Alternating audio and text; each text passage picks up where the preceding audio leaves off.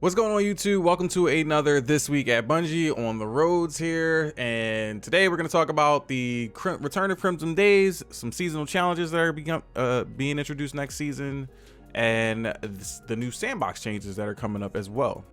So first up, we're going to talk about seasonal challenges. Now, if you've played a battle royale or any other game that has some form of a season pass, they've had things like daily challenges as well as weekly challenges. Well, now they're rolling that into Destiny 2 in the form of what they call seasonal challenges, which every week for the first 10 weeks of the season, between 3 and 10 challenges will appear automatically for players to accomplish.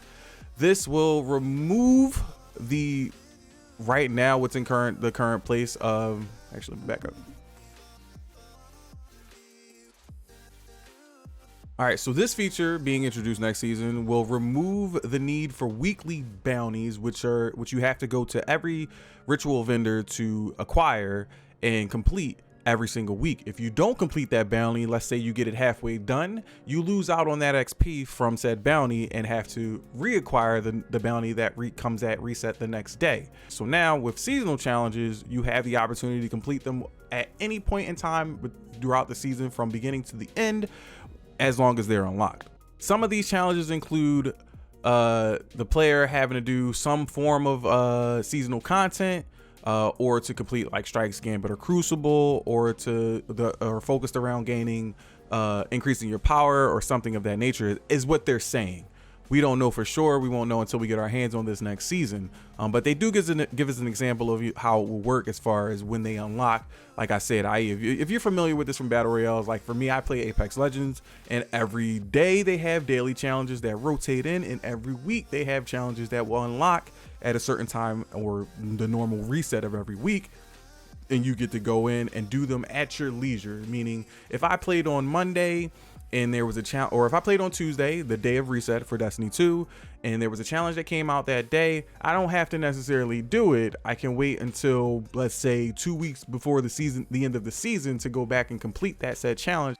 Now, also keep in mind with these changes that they are again removing the weekly bounties from the ritual vendors such as Zavala, Shax, and Drifter, and Banshee, and the seasonal vendor will also have theirs removed. The daily bounties, however, are staying in place, as well as the repeatable bounties, so you'll still be able to have access to those regular daily bounties and repeatable bounties for more XP as well. Also keep in mind that these challenges will go away at the end of every season, just like any other game. So know that after week 10, you probably have about 2 weeks in between that and the end of the season to get everything completed if you haven't done so. Moving on, let's talk Bright Dust. All right, so they say here that they're making some adjustments, just like they did before, to the Bright Dust next season. So meaning that we'll earn a little bit more than what we currently are able to earn. So within that, you will have just a slight increase, nothing too crazy. We'll still have access to the bounties and things that give us Bright Dust, i.e. the repeatables, but they're adding just a skosh more to, saturate. I can't think of what I'm trying to say. But to fill that appetite of ours for the Bright Dust. All right, so here it is. They have seasonal challenges. Bright Dust you will earn a total of 10,000 Bright Dust. 6,000 from the free seasonal activities and 6,000 from the extra. For the season pass Bright Dust, the free path will give you 7,500. The paid path will give you 3,000, and in total getting 10,500. And then the weekly ritual vendors will give you 120 Bright Dust per ritual vendor per character per week, give you a grand total of 14,040 Bright Dust in total over the course of the entire season. Okay, so they break that down, full totals you see there, that's what, roughly somewhere around the area of like 40,000, or not 40, like just a little bit below 40,000 Bright Dust, so that's not too bad. Next, we're moving into Sandbox Changes, and this entire section, I guess, is what they were calling the meaty part of the swap. The swap is not meaty in any way, shape, or form, but we gonna go through it and see what's going on. Right now, they're talking about in preparation for crossplay come later in the year. They're making some changes to the recoil stat. So in preparation for crossplay come later in the year, they're trying to tune the recoil stat so that it is in line on both controller and mouse and keyboard. What are they doing? They are knocking down mouse and keyboard so that it falls within the parameters of controller the same way. So get ready for some ridiculous recoil patterns with some weapons that didn't really need these adjustments. All right, so the following archetypes will have their mouse and keyboard recoil adjustment closer to controller.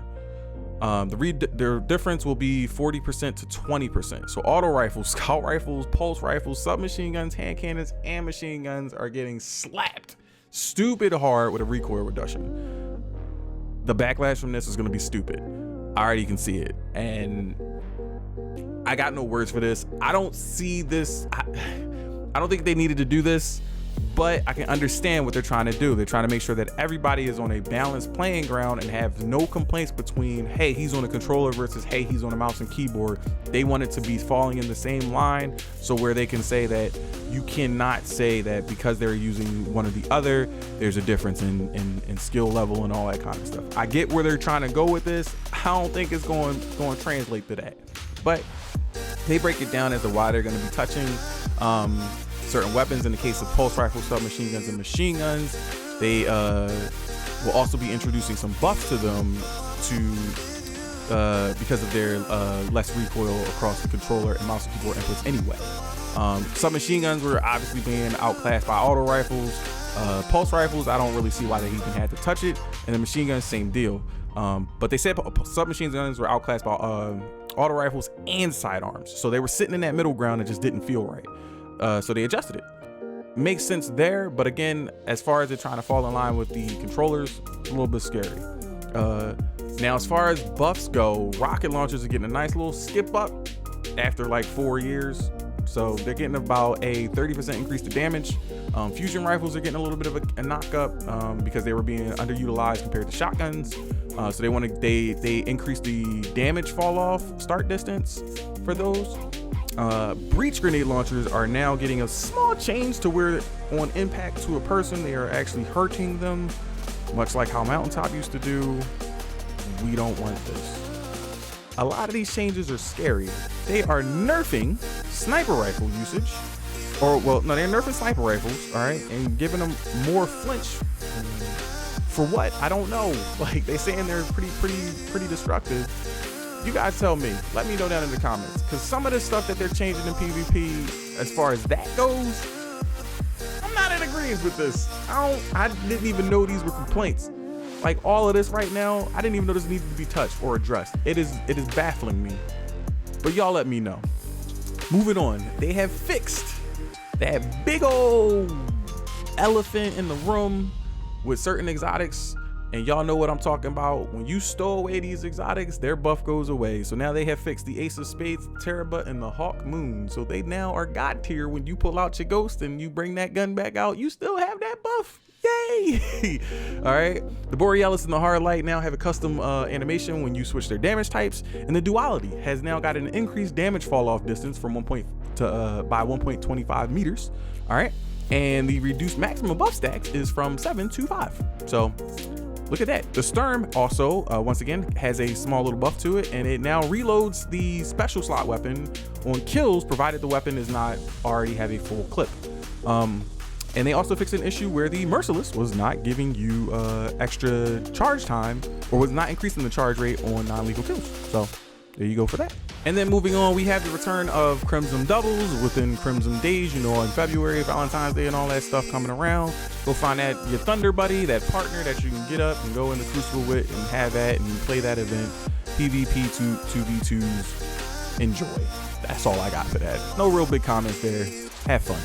All right, and then we move on to the bug reporting. As far as right now, they're reminding everybody that Crucible tokens in the fragment quest, they will be depreciated, so they will disappear and delete as a full stack starting in season 13. So make sure you turn in all of your tokens and dismantle all of that gear for your nice legendary shards and cores, enhancement cores, and maybe some prisms and stuff like that. I know prisms ain't coming out of that, but still, I'd like to give you some hope and likely changes of what's going on with the vendors next season. All right, so keep that in mind. Remember to get rid of all that stuff. Don't waste, don't not do it and lose out on a bunch of materials you could possibly have for next season to get some good loot, maybe some good stat rolls, and also some good rolls and some weapons. Next, we have some known issues rolling around, and they have a full list of everything that's currently going on, but these are the ones they highlighted for this TWAB. Stasis abilities can be difficult to distinguish between enemy and friendly for colorblind players. Hard for me here. The double trouble triumph is unobtainable, don't know what that is. The Deepstone Crypt raid, the augmented lock timer occasionally resets during the final encounter against Taniks. During the final fight against the Sanctified Mine in the Garden of Salvation, it sometimes one of the tether boxes becomes shielded and can be tethered instead of the correct glowing box. Hunter legs clip through the Tinkrat Sparrow. The last Wish raid, the Shiro Chi puzzle room plates don't work if a Titan bubble or a Warlock well is placed on top of them. The Titan phenotype physicality hell eye clusters no longer glow. The weekly and daily elemental kill bounties have stopped rotating off of Void, so they're stuck on Void currently. And when overcharging grenades while using a Void Whopper top tree subclass as a Warlock, the super energy stops charging. So there you have it. If you want to know more on the list of issues that are currently going on in Destiny, you can go to the TWAB itself and click on that link. All these links will be down in the description below as well. And like always, go check out the movie of the week, the artists of the week, all that kind of stuff. Go support those creators down below. I don't want to show any of their content on my YouTube because it's not, my stuff, but I do recommend you go and check them out. Support them just like you would support me by giving this video a click on the like button, maybe subscribing to the channel if you haven't already to catch any content that we're going to put out later in the future on this channel. I would also like to thank you guys for viewing the video again. If I haven't said that already, appreciate you guys for hanging out with me. This was the very short TWAB, so they made it seem like it was going to be bigger than that. So let's carry on and keep pushing through that thing. I would also like to make mention that I am currently working on getting an event put together for next month. As we all know, it is February, and the falls in February is typically Black History Month. I am trying to put together a speed running Black History Month content creator showcase where Black content creators get highlighted and highlights Black history icons during that event.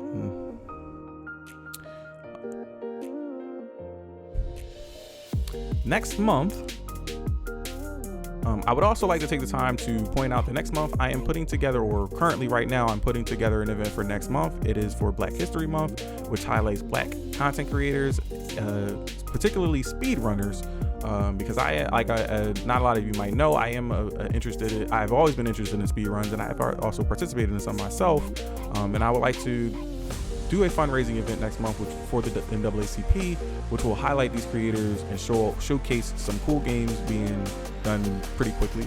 So if you know anybody who would be interested in either participating in it or doing commentary for other people who would like to participate in it as well, feel free to go down below in the description, click on my Twitter, and there's a tweet on there. Retweet that, share that, maybe reply with their names in it so I can reach out to them and maybe ask if they want to help participate in this event. It's something that I've been kind of passionate about lately, and I want to kind of get the ball rolling on that. And I would appreciate it if you guys helped and shared out, spread the word. So other than that, appreciate you guys hanging out and watching the video. Like I said before, if you could give the video a like, I would appreciate that as well. And if you haven't done so already, click that subscribe button, come back, hang out with us, and check out some more of the content that's going to be put on the channel. As you know, I've been trying to dip and dab in a couple of different places here and trying some different things. But as always, I appreciate you guys for checking out this video. If it was helpful, let me know down in the description below. And until next week, I'll see you guys later. Peace.